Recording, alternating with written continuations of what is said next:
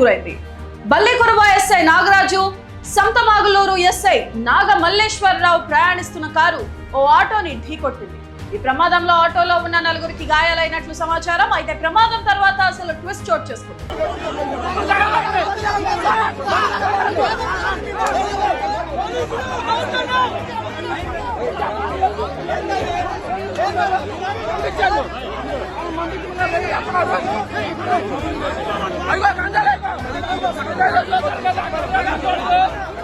పోలీసుల కారు డిక్కీలో గంజాయి ఉన్నట్లు స్థానికులు గుర్తించడంతో అక్కడ ఒక్కసారిగా కలకలం రేగింది.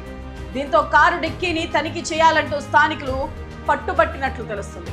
సమాచారం అందుకున్న అద్దంకి సిఐ సుబ్బరాజు ఘటనా స్థలానికి చేరుకున్నారు. అయితే ఈ క్రమంలో స్థానికులు పోలీసుల మధ్య వాగ్వాదం జరగడంతో అక్కడ కొద్దిసేపు ఉద్రిక్త పరిస్థితి నెలకొంది.